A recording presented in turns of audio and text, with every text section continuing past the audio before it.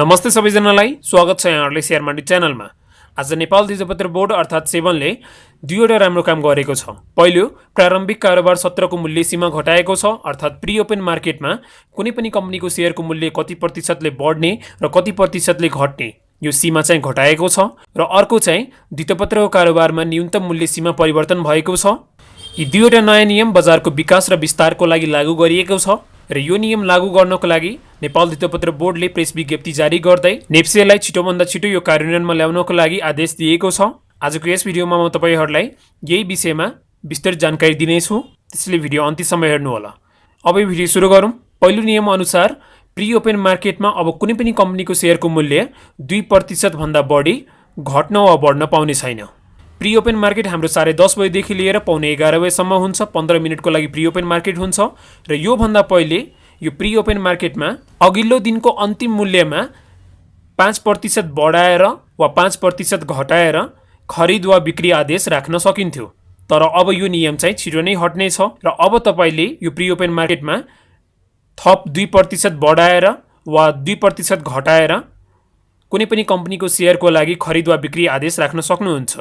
केही दिनदेखि यो प्रिओपेन मार्केटमा निकै नै चलखेल भइरहेको थियो।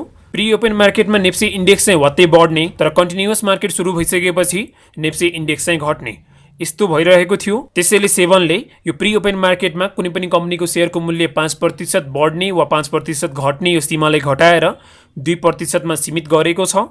यसले गर्दा केही हदसम्म यो चलखेलमा नियन्त्रण हुनेछ र दोस्रो चाहिँ द्वितीयपत्रको कारोबारमा न्यूनतम मूल्य सीमा पनि परिवर्तन भएको छ।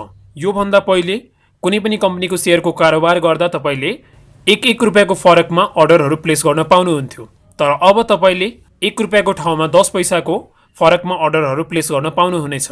यदि मानौ कुनै पनि कम्पनीको शेयरको कारोबार अहिले 500 रुपैयाँमा हुँदैछ र यो कम्पनीको शेयर मलाई बाइ गर्नु परेमा यो भन्दा पहिले मैले चाहिँ 501, 502, 503 रुपैयाँमा अर्डर यसरी प्लेस गर्न पाउँथे, तर अब चाहिँ पैसामा पनि अर्डर प्लेस गर्न मिल्छ। तर अब चाहिँ 500 रुपैयाँ 10 पैसामा पनि अर्डर राख्न मिल्यो, 500 रुपैयाँ 20 पैसामा पनि अर्डर राख्न मिल्यो।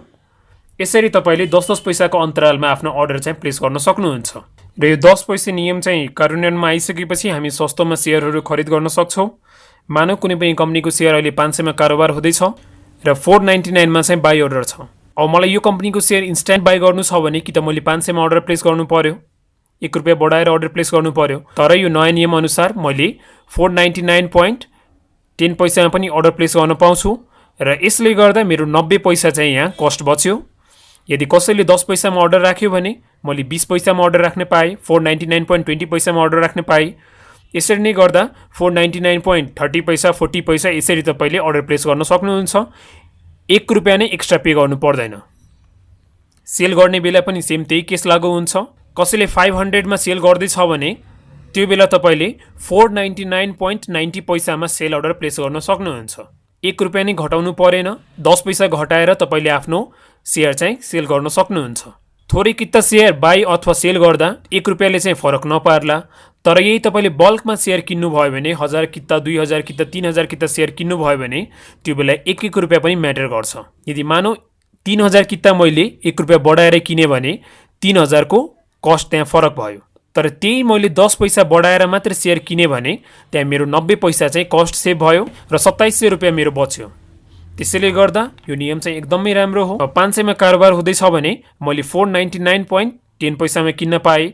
यदि कसैले 500 मा त्यहाँ सेल अर्डर राखेको छ भने अब त्यो बेला चाहिँ मैले आफ्नो शेयर चाहिँ 499.90 पैसामा आफ्नो शेयर चाहिँ सेल गर्न सक्छु। 1 रुपैयाँ चाहिँ घटाउनु परेन, 10 पैसा मात्र घटाएर चाहिँ आफ्नो अर्डर चाहिँ प्लेस गर्न मिल्यो।